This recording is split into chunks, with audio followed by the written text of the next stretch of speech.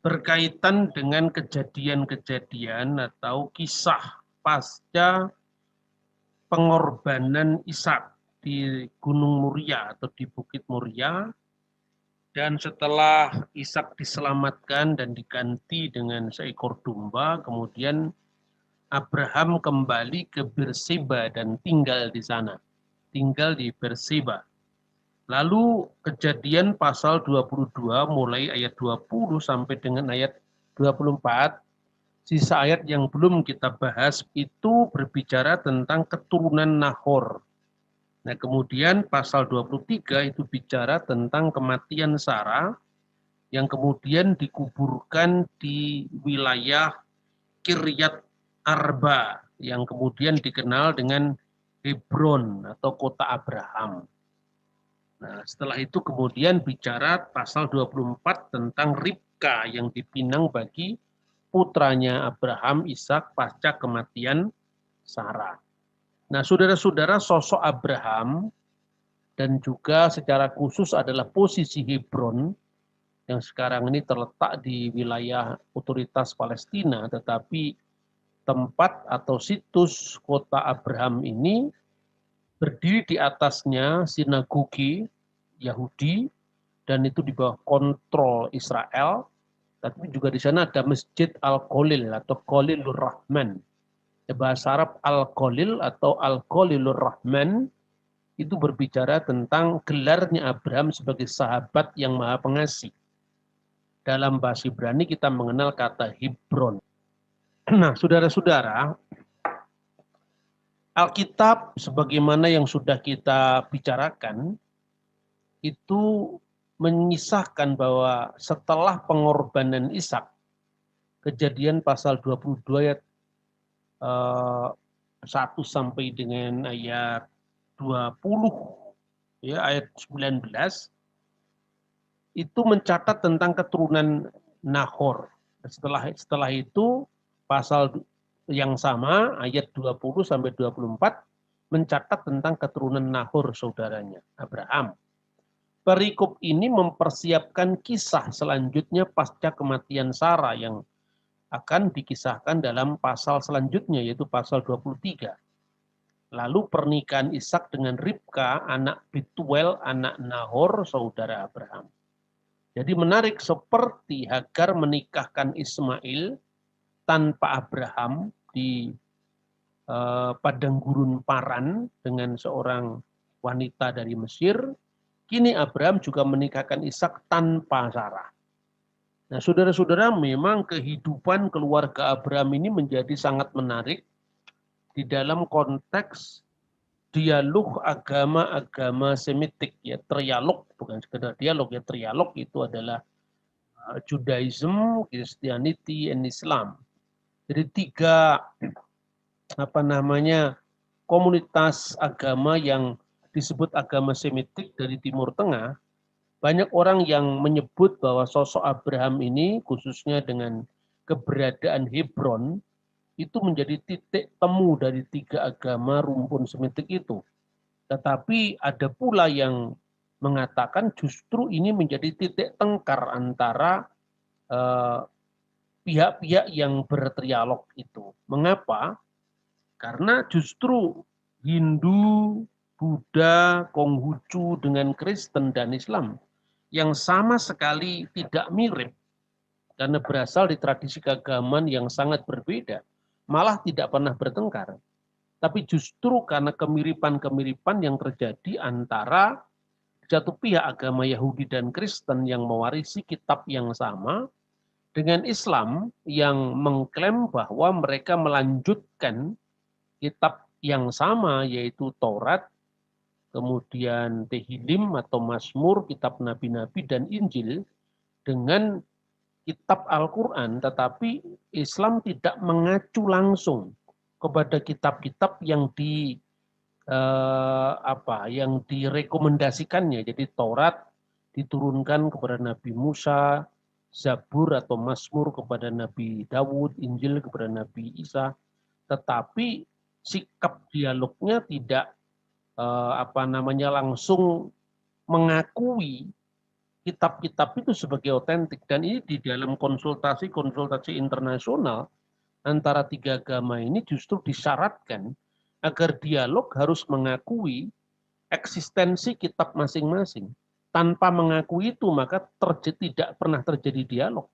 Sebab yang terjadi adalah kalau menguntungkan klaim-klaim teologisnya, Alkitab itu bisa dikutip, tetapi kalau tidak menguntungkan klaim-klaim teologisnya, kemudian ada tuduhan pemalsuan. Nah, perbedaan dengan Yahudi dan Kristen, orang Yahudi dan orang Kristen sekalipun itu bisa berbeda tafsir sangat keras tentang teks-teks Alkitab, misalnya Perjanjian Lama khususnya, tetapi itu hanya terjadi pada ranah tafsir, tidak pada teks yang diimani oleh kedua iman. Oleh karena itu, di luar pembahasan tentang kitab suci Perjanjian Baru yang spesifik menjadi kitabnya orang Kristen, maka di dalam pembahasan tentang kitab Perjanjian Lama atau disebut Tanakh dalam Yudaisme, itu orang Kristen bisa aja mengutip tafsiran-tafsiran para rabi, tidak ada masalah. Bahkan dalam konteks trialog juga banyak juga teolog-teolog Yahudi yang juga merujuk pada penafsiran-penafsiran orang Kristen, khususnya dalam terang kajian arkeologi, di mana banyak orang Kristen memang mengabdikan hidupnya atau intelektualitasnya untuk meneliti arkeologi kitab suci. Dan itu sebetulnya yang bisa kita pelajari dari hubungan yang mungkin dinamis antara Yahudi, Kristen, dan Islam. Nah, sekarang kita setelah sekilas berbicara tentang keturunan Nahor, yang sesungguhnya teks ini ayat 20 sampai ayat 24 itu sebetulnya menyiapkan tadi tentang pernikahan Ishak dengan Ribka, ya. Makanya dimunculkan silsilah ini sebelum pasal 24 dan kita akan melihat dulu mengenai kematian Sarah yang kemudian dikuburkan di Hebron. Seperti catatan dalam kitab suci, Sarah meninggal pada usia 127 tahun. Dan dia adalah satu-satunya tokoh wanita yang usia kematiannya dicatat dalam Alkitab. Sarah wafat di Kiryat Arba, kota dengan 4 wilayah, artinya Arba itu 4, Kiryat itu kota atau desa. Makanya dalam bahasa Arab, Karyah itu juga artinya desa. Dalam bahasa Aram, bahasa Ibrani sama. Yang akhirnya disebut Hebron. Jadi Kiryat Arba itu akhirnya disebut Hebron. Dahulu namanya Kiryat Arba, sebagaimana yang disebutkan dalam kitab Hakim-Hakim pasal 1 ayat 10. Dan masih beberapa lamanya Abram tinggal di negeri Filistin. Itu catatan di dalam Kejadian 21:34, yaitu di Berseba. Setelah pengorbanan Ishak di Yerusalem atau di tanah Moria, Abram kembali ke Berseba, Kejadian pasal 22, tidak disebutkan kapan Abram hijrah ke Kiryat Arba. Alkitab tidak menyebutkan secara eksplisit. Yang jelas, Sarah wafat di sana, dikuburkan di sana, dan kemudian setelah tempat itu dibeli oleh Abraham, maka disitulah Abram tinggal, sehingga akhirnya Hebron ini menjadi kota Abraham. Sarah dikuburkan di Gua Makpela. Tanah dan gua yang dibelinya 400 sikal perak dari Efron bin Johar, orang Het. Pihak Bani Het menyerahkan ladang dan Gua Makpela yang dibeli Abraham menjadi kuburan miliknya. Demikian catatan dalam kitab Kejadian. Karena itu di pemakaman inilah nantinya keluarga Abraham dikuburkan. Di sana ada kuburan Abraham dan Sarah, ya. Makanya ada tulisannya itu Sion Abraham Avinu, jadi memorial Abraham patriark kita, bapak kita. Begitu juga Sarah dikuburkan di sana. Ini semua catatan dalam Alkitab. Kejadian ayat 25 ayat 9 sampai 10. Ishak dan Ribka akhirnya juga dikuburkan di sana. Kejadian pasal 49 31. Yakub dan istrinya Lea juga dikuburkan di sana.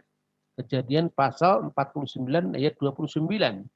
Hanya perkecualian Rahel itu dikuburkan di Bethlehem, ya, di tempat yang namanya Efrata, karena dia wafat di sana tatkala melahirkan Benyamin, sebagaimana yang dicatat dalam Kejadian pasal 35 ayat 16 sampai dengan ayat 20.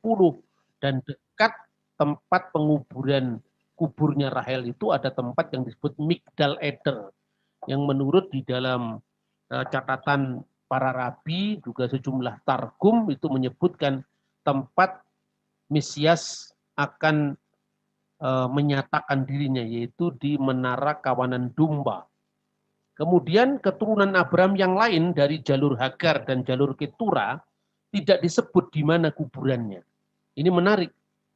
Kalau di dalam catatan Alkitab, karena anak-anak Ketura itu kemudian meninggalkan Abraham menuju ke tempat lain ketika Abraham masih hidup, dan kemudian warisan atas tempat di Hebron itu diberikan kepada Ishak, tetapi Ismail tinggal di padang gurun Paran. Ya, tidak disebutkan dalam Alkitab, tapi yang jelas Ismail dan Ishak hadir pada saat pemakaman Abraham nantinya dalam pasal 25. Sementara anak-anak Ketura tidak hadir di sana. Mungkin karena terlalu jauh atau mungkin karena alasan yang lain, tetapi Alkitab tidak menyebutkan itu. Tapi kehadiran Ismail pada penguburan Abraham itu membuktikan bahwa Ismail tinggal tidak terlalu jauh dari Hebron. Mengapa? Karena biasanya untuk orang-orang Timur Tengah kuno, ya Abraham sebagai bapa leluhur bangsa Yahudi itu biasanya kalau mati itu dikubur pada hari yang sama, sedapat mungkin pada hari yang sama. Sehingga ketika Abraham meninggal cukup untuk menginformasikan kepada Ismail yang tinggal di padang gurun Paran dekatnya Sinai, kira-kira 95 km, itu cukup waktu untuk dia kemudian pergi ke Hebron untuk bersama-sama menguburkan bapaknya. Tetapi di dalam tradisi Islam pun juga ada perbedaan.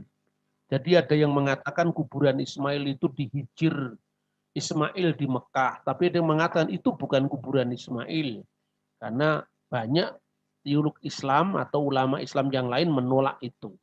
Nah, itu kira-kira posisi tentang Hebron yang juga oleh saudara Muslim itu diterima sebagai tempat di mana Al-Khalil atau sahabat Allah itu berada.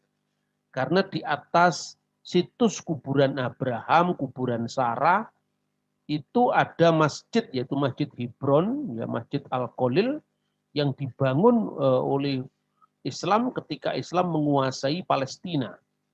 Nah, sebetulnya sejarah tentang Hebron itu tidak saya sebutkan di sini ya, tapi panjang sebetulnya. Pada zaman Herodes pun, Herodes itu membangun satu bangunan yang sekarang ini arsitektur segi empat itu sebetulnya bangunan dari Herodes Agung. Mengapa Herodes Agung ikut membangun Hebron? Karena memang Herodes Agung itu adalah seorang proselit, jadi seorang Arab dari suku Edom yang secara iman dia beragama Yahudi, jadi dilibatkan dalam iman Yahudi. Makanya dia juga selain memperluas Beit Hamikdash, Bait Allah di Yerusalem, Herodes juga membangun Hebron, ya, karena Hebron itu situs yang penting bagi agama Semitik, secara khusus adalah Yahudi. Nah, mengapa disebut Kiryat Arba? Mengapa disebut Hebron atau Makpela? Ini kita seperti tadi saya sampaikan, ketika kita berbicara tentang hal yang sifatnya historis atau arkeologis atau bersifat netral, karena belum berbicara tentang pengakuan orang Kristen bahwa Yesus adalah Mesias yang ditunggu-tunggu oleh kitab suci Perjanjian Lama, maka di sini studi antara Yahudi dan Kristen itu netral-netral saja. Saya sampaikan tadi orang Kristen biasa mengutip para rabi, ya bahkan rabi yang secara otoritatif diakui oleh orang Yahudi yang tinggal pada masa modern pun tidak ada masalah. Sebaliknya juga banyak pemikir-pemikir Yahudi yang tanpa keberatan juga memanfaatkan hasil kajian para arkeolog Kristen berkaitan dengan kisah-kisah biblikal tadi. Ya, saya mengutip menurut Rabi Rasi, ya, Kiryat Arba. Kenapa disebut Kiryat Arba? Tadi Kiryat itu adalah desa, ya, makanya dalam bahasa Arab ada juga karyah, ya. Ada penulis yang sangat terkenal, penulis Arab Muslim yang berbicara tentang Jumat yang durhaka ketika orang-orang dolim menyalibkan hati nurani. Sebenarnya itu berbicara tentang penyaliban Yesus, tetapi dia tidak secara terang-terangan menyebut siapa yang disalib, tapi yang jelas menyalibkan hati nurani. Itu karya yang berjudul Karyah Dolimah dari Fatih Osman, ya, Karyah Dolimah, kota yang durhaka. Maka kata karyah kiryat itu sama dalam bahasa Ibrani. Arba itu artinya 4. Kenapa disebut Kiryat Arba? Karena ini menurut Rabi Rasi, ke Hebron di sana ada Ahiman, Sesam, dan itu adalah ketiga orang itu anak yang disebut Enak. Jadi ada nama itu, makanya 4 orang, kota dari 4 orang yang disebutkan dalam Alkitab. Sedangkan menurut Johar itu sebuah literatur mistik Yahudi, di tempat ini dikuburkan 4 pasangan, Abraham dan Sarah 1, Ishak dan Ribka 2, Yakub dan Lea 3, dan ini yang semi legendaris, Adam dan Hawa. Ketiga pasangan pertama itu leluhur dari patriark dan matriark Israel, sedangkan pasangan yang keempat adalah leluhur umat manusia. Ini menurut tafsiran Johar, sebuah naskah semi mistik Yahudi, ya. Kemudian nama Hebron, kenapa disebut Hebron? Karena berasal dari bahasa Ibrani havar, artinya teman, sahabat. Itu paralel dengan bahasa Arab Al-Qalil, sang sahabat. Qalilur Rahman, sahabat yang maha pengasih. Itu dikaitkan gelar Abraham sebagai sahabat Allah. Dalam 2 Tawarik pasal 20 ayat 7, Yakobus pasal 2 ayat 23. Nah, karena itu orang Islam juga setuju dengan gelarnya Abraham sebagai sahabat tadi, maka disebut Khalilur Rahman, sahabat yang maha pengasih. Nah, berkaitan dengan itu, Gua Makpela. Nah, disebut Me'arat Makpela, itu artinya rangkap atau double. Ada pula yang menafsirkan karena di sana ada 2 gua. Ada pula yang mengatakan 2 ruangan dalam 1 gua. 1 gua yang di atas dan 1 gua yang di bawah. Namun ada pula yang menafsirkan karena di sana dikuburkan pasangan-pasangan leluhur Israel, patriark dan matriark. Abraham yang berpasangan dengan Sarah, Ishak berpasangan dengan Ribka, dan Yakub dengan Lea.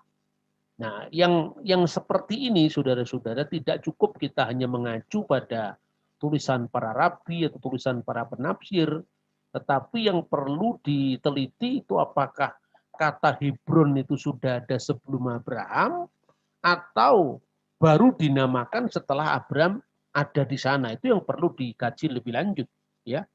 Kemudian bagaimana temuan arkeologi ketika kita membaca kisah tentang kematian Sarah. Jadi di sini disebutkan Sarah hidup 127 tahun lamanya, itulah umur Sarah. Kemudian matilah Sarah di Kiryat Arba, yaitu Hebron, di tanah Kanaan, lalu Abraham datang meratapi dan menangisinya. Setelah itu Abraham bangkit dan meninggalkan istrinya yang mati itu, ayat 3. Lalu berkata kepada Bani Het, "Aku ini orang asing dan pendatang di antara kamu. Berikanlah kiranya kuburan milik kepadaku di tanah kamu ini, supaya kiranya aku dapat mengantarkan dan menguburkan istriku yang mati itu." Bani Het menjawab Abraham, "Dengarlah kepada kami, tuanku. Tuanku ini seorang raja agung di tengah-tengah kami. Jadi kuburkanlah istrimu yang mati itu dalam kuburan kami yang terpilih. Tidak akan ada seorang pun dari kami yang menolak menyediakan kuburannya bagimu untuk menguburkan istrimu yang mati itu." Kemudian bangunlah Abraham lalu sujud kepada Bani Het, penduduk negeri itu, serta berkata kepada mereka, "Jika kamu setuju bahwa aku mengantarkan dan menguburkan istriku yang mati itu, maka dengarkanlah aku, dan tolonglah mintakan dengan sangat kepada Efron bin Zohar, supaya ia memberikan kepadaku gua Makpela miliknya itu, yang terletak di ujung ladangnya. Baiklah, itu berikan kepadaku dengan harga penuh untuk menjadi kubur milikku di tengah-tengah kamu." Pada waktu itu Efron hadir di tengah-tengah Bani Het. Maka jawab Efron, orang Het itu, kepada Abraham, dengan didengar oleh Bani Het, oleh semua orang yang datang di pintu gerbang kota, "Tidak, tuanku, dengarkanlah aku. Ladang itu kuberikan kepadamu, dan gua yang di sana pun kuberikan kepadamu. Di depan mata orang sebangsaku kuberikan itu kepadamu. Kuburkanlah istrimu yang mati itu." Lalu sujudlah Abraham di depan penduduk negeri itu, serta berkata kepada Efron dengan didengar oleh mereka, "Sesungguhnya jika engkau suka, dengarkanlah aku. Aku membayar harga ladang itu. Terimalah daripadaku supaya aku dapat menguburkan istriku yang mati itu di sana." Jawab Efron kepada Abraham, "Tuanku, dengarkanlah aku. Sebidang tanah dengan harga 400 sikal perak, apa artinya itu bagi kita? Kuburkanlah saja istrimu yang mati itu." Lalu Abraham menerima usul Efron, maka ditimbangnyalah perak untuk Efron sebanyak yang dimintanya dengan didengar oleh Bani Het itu 400 sikal perak, seperti yang berlaku di antara para saudagar. Demikianlah padang Efron yang letaknya di Makpela di sebelah timur Mamre. Ladang dan gua yang di sana serta segala pohon di ladang itu, bahkan di seluruh tanah itu sampai ke tepi-tepinya, diserahkan kepada Abraham menjadi tanah belian di depan mata Bani Het itu, di depan semua orang yang datang di pintu gerbang kota. Sesudah itu Abraham menguburkan Sarah istrinya di dalam gua ladang Makpela itu di sebelah timur Mamre, yaitu Hebron di tanah Kanaan. Demikianlah dari pihak Bani Het, ladang dengan gua yang ada di sana diserahkan kepada Abraham menjadi kuburan milik. Ini apa saya baca lengkap supaya kita bisa mendapatkan gambaran yang utuh ya. Nah, sekarang bagaimana temuan arkeologi? Jadi rupanya memang yang disebut Bani Het, ya orang-orang Het itu berasal dari Anatolia. Apakah dia sudah bermigrasi sampai Hebron pada zaman Abraham? Milenium kedua Masehi, berarti kira-kira tahun 2000-an. Apakah benar? Jadi selama ini banyak para penafsir atau para pengkaji kitab suci masih meragukan apakah benar Anatolia, orang-orang Het dari Anatolia itu benar-benar sudah sampai di Hebron pada zaman Abraham, atau kisah ini salah. Jadi artinya seperti itu selama sebelum banyak penemuan arkeologi itu dibahas ya. Tetapi yang tidak bisa disangkal bahwa memang pada zaman Abraham orang-orang Het itu sudah sampai di sekitar wilayah Palestina. Tetapi itu baru di Damaskus, itu yang tertulis di dalam teks ya, banyak temuan arkeologi. Namun kebudayaan mereka sebenarnya jauh menyebar ke wilayah Palestina, sekalipun tidak persis di tempat yang bernama Hebron. Terbukti adanya temuan Dewa Siruhet di Megiddo ya. Dari Har Megiddo itu kemudian menjadi Harmagedon, akhir zaman perunggu kedua. Di Betsean ditemukan juga materai Sirohet, pedang melengkung, kapak perang, gagang guci yang bergambar cakram matahari yang diukir dengan aksara hieroglif bangsa Het. Itu menunjukkan bahwa memang jejak-jejak kaum Het itu di Palestina itu bisa dibuktikan. Kemudian secara persis bagaimana dengan Hebron? Nah, ini yang menjadi apa namanya perdebatan. Jadi di Alkitab itu kalau misalnya ada selisih sedikit saja itu langsung rame di kalangan para para arkeolog atau kadang-kadang kalau di abad lalu itu kan masa ketegangan antara para teolog dan para ahli ilmu-ilmu sekuler.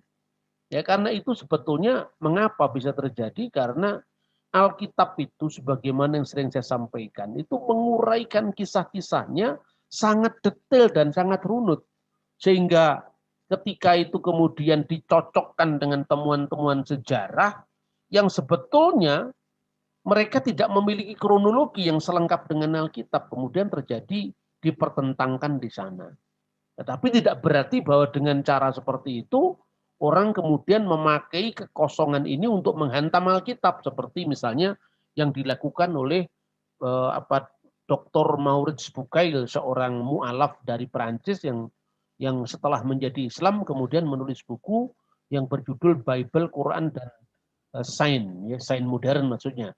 Dan buku itu pernah diterbitkan oleh penerbit Bulan Bintang pada tahun 80-an di Jakarta dengan penerjemah itu adalah mantan Menteri Agama kita, yaitu Profesor Dr. H.M. Rasidi.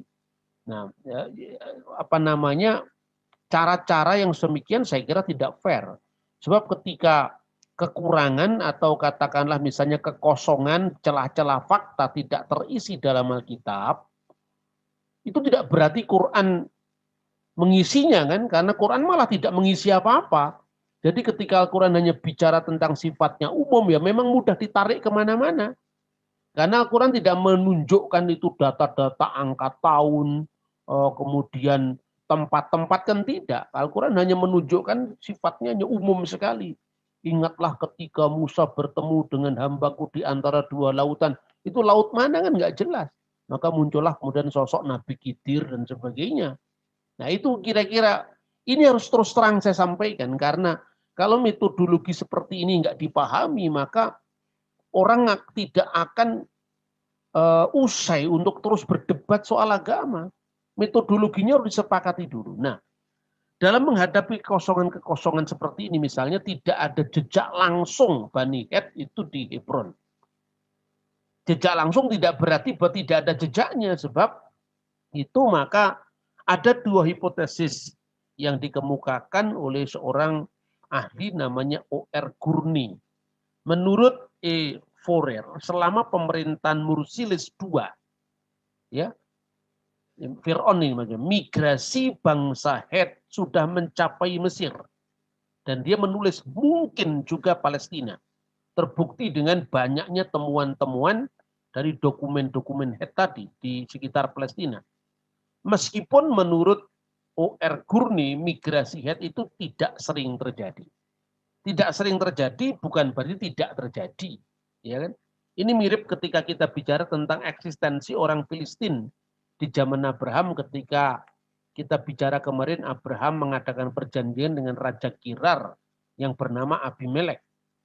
Dulu orang mengejek bagaimana Abimelek ini menyukai ibunya Ishak, kemudian nanti juga dia menyukai istri anaknya misalnya. Tapi ternyata setelah temuan arkeologi lebih jelas mengatakan Abimelek itu artinya gelar bagi dinasti raja-raja Kirar.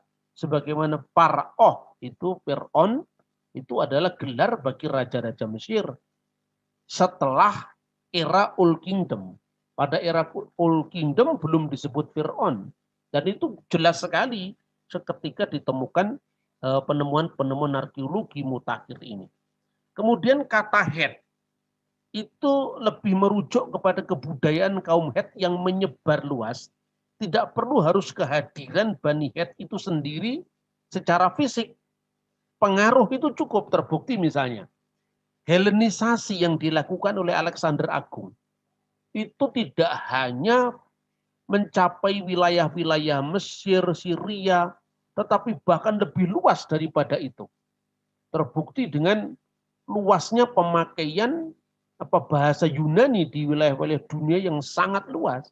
Dan ketika mereka berada di dalam pengaruh dari Yunani itu, makanya kemudian itu terhelleniskan, teryunanikan, dan itu sudah cukup menjadi alasan bahwa terjadi orang-orang Yunani atau kebudayaan Yunani di wilayah-wilayah taklukan itu.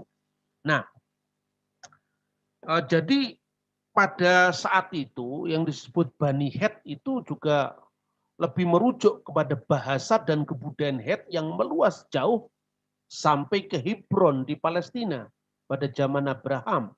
Terbukti apa? Pola-pola pemukiman di Yudea sesuai benar dengan kebudayaan Het. Nah, lalu lebih-lebih dengan penemuan hukum Het. Jadi penemuan hukum Het semacam Hammurabi Code itu, ini hukum bangsa Hitit ya, telah membuka cakrawala baru dalam menafsirkan kisah tawar-menawar sebidang tanah di Gua Mahpela antara Abraham dengan Bani Het. Makanya saya baca lengkap tadi narasinya supaya Anda bisa membandingkan bagaimana dengan undang-undang kaum Het tentang kepemilikan tanah dan pajak inku namanya yang dibebankan atas putusan raja. Jadi ini, sekarang sebelum kita masuk ke kajian itu, kita akan lihat dulu sekilas arkeologi Hebron ya, kota sahabat Tuhan itu. Perhatikan, Alkitab tadi dengan jelas mengatakan sikal di sini belum merupakan mata uang, tetapi baru merupakan timbangan yang digunakan untuk alat jual beli. Jadi nilainya itu tidak terletak pada nominal yang tercatat seperti mata uang, tetapi pada berat timbangannya, sekian sikal. Nah, jadi sikal adalah timbangan menurut beratnya di sini, belum mata uang di sini.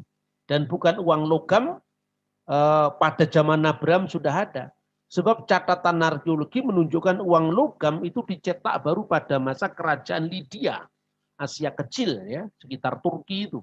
Pada abad ke-7 sebelum Masehi. Jadi itu sejaman dengan Nabi Yesaya. Kenapa muncul pencetakan uang logam?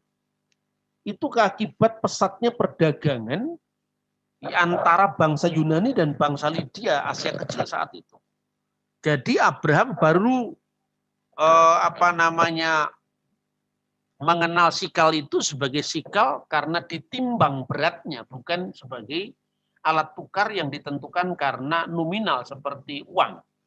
Nah, jadi gambaran bahwa Abraham, narasi tentang Abraham itu baru muncul abad 10 sebelum Masehi, dan semua kitab Taurat itu ditulis pada zaman kerajaan Israel, itu tidak sesuai. Karena apa? Setting sejarah kisah Abraham itu sangat kuno, termasuk pemakaian mata uangnya. Dan ini ada bukti baru tentang ketentuan hukum yang melandasi bagaimana kisah tentang tawar-menawar tanah antara Abraham dan Efron tadi. Nah, berdasarkan bukti bahwa 400 sikal perak adalah harga yang sebanding dengan real estate pada zaman itu, dan kemampuan bayar Abraham tanpa ditawar langsung dibayar, maka teori bahwa bapak-bapak leluhur sebagai seorang syekh pengembara itu tidak terbukti. Dan ini abad lalu kan banyak sekali orang yang mengatakan sesungguhnya Abraham, Ishak, Yakub itu tidak benar-benar ada. Ini sebetulnya teori-teori yang berkembang awal abad 20, akhir abad 19. Itu hanya personifikasi dari semacam pertentangan antar klan atau antar suku kuno. Seperti itu. Atau kalaupun itu historis, tetapi itu sesungguhnya merupakan proyeksi ke belakang dari apa yang tercatat pada abad-abad yang jauh setelah itu terjadi. Nah, tapi dengan temuan-temuan arkeologi seperti itu, ternyata kisah Abraham itu setting sejarahnya sangat kuno. Ya, makanya kemarin ketika kita belajar tentang kehadiran Hagar dalam keluarga Abraham, dan kemudian diberikan Sarah karena Sarah tidak punya anak, ternyata cocok dengan inskripsi Nusi yang juga sejaman dengan Abraham. Undang-undang Lipit Istar, beberapa pokok dari kehidupan Abraham juga cocok dengan Inskripsi-inskripsi itu termasuk ketika dia mau mewariskan hartanya kepada bujangnya Eliezer. Kemudian bagaimana pula mewaris seorang hamba yang melahirkan anak bagi tuannya, apabila tuannya putri akhirnya toh mengandung setelah hambanya tadi. Bagaimana pola pewarisannya, bagaimana status anak sulungnya. Anak sulungnya tidak terletak pada anak yang lahir pertama. Kesulungan itu terjadi tetap ditentukan berdasarkan anak dari istri yang pertama tadi. Nah itu. Kemudian penemuan arkeologi khususnya yang menyangkut sejarah hukum bangsa Het menunjukkan bahwa transaksi Abraham dengan Efron bukan sekedar tawar-menawar harga di masyarakat Timur Tengah kuno. Tetapi sebetulnya Efron ingin menghindari pajak ilku. Pajak ini artinya pajak jasa kerajaan. Menurut undang-undang Het. Jadi jika gua itu berada dalam wilayah tanahnya, itu resikonya seperti apa? Abraham ingin menguburkan istrinya di gua itu. Karena ingin membebankan pajak kepada Abraham, maka sepertinya Efron ini mengatur seperti siasat sebagai seorang dermawan agar Abraham mengambil semua tanahnya. Sebab kalau hanya gua yang diambil Abraham, Efron harus membayar ilku atau jasa feudal dari raja itu. Nah, sadar akan hal itu Abraham juga tahu lebih baik dia menimbang 400 sikal perak agar memiliki seluruh tanah itu dan membayar ilku bagi raja berdasarkan tanah yang dimilikinya langsung. Nah, ini luar biasa. Jadi artinya bahwa kisah tentang pembelian tanah Makpela itu, gua Makpela itu benar-benar sesuai dengan rujukan hukum yang berlaku pada saat itu. Ini misalnya, jadi paragraf ke-47 dan 48, jadi dari Undang-Undang Hittite, Undang-Undang Het, seperti yang dialih bahasakan oleh Albert Schweitzer, ya, dia mengatakan begini, ini pasal atau paragraf 47-48. Apabila di sebuah desa seorang memegang sebidang tanah selama suatu masa, ya, maka dia harus memberikan seluruhnya kepadanya, menyumbangkan biaya ilku jasa kerajaan. Jika hanya sebagian kecil ladang itu diberikan kepadanya, ia tidak perlu membayar ilku tersebut. Mereka hanya membayar ilku dari rumah induknya. Jadi kalau Abraham dia hanya menempati guanya, berarti yang membayar ilku juga harus Efron. Efron tidak mau itu. Nah, kemudian apabila seorang membeli ladang, seorang pengrajin, mereka akan memohon kepada raja dan pembeli ladang itu untuk menyumbangkan ilku yang diperintahkan oleh raja. Apabila ada sisi ladang pada orang yang menjual sebagian ladang kepadanya, maka ia tidak menyumbangkan ilku sama sekali. Apabila ladang dan padang tandus yang kosong, dan orang dari desa itu memberikan ladang tersebut kepadanya, maka ia menyumbangkan ilku atau jasa-jasa yang harus diberikan kepada raja.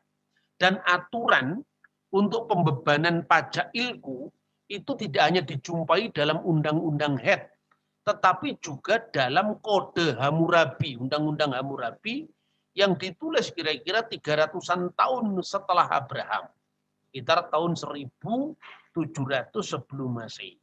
Nah, kemudian ada ungkapan yang menarik di ayat 17 bahwa ketika Abraham membeli seluruh ladang dengan guanya itu diukur sampai kepada tepi-tepinya, seluruh pohonnya, itu persis sama dengan ketentuan jual beli tanah dalam undang-undang kaum Het.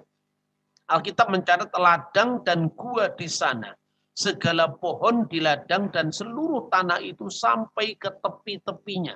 Ini merupakan ciri-ciri khas dokumen-dokumen perniagaan kaum Het yang ternyata cocok dengan kitab Kejadian.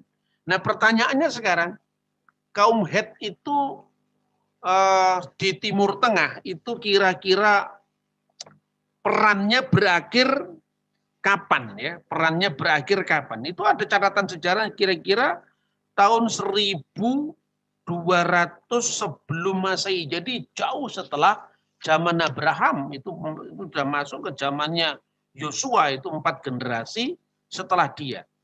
Dan ini menunjukkan bahwa apa yang tercatat dalam kitab suci itu memang luar biasa ya.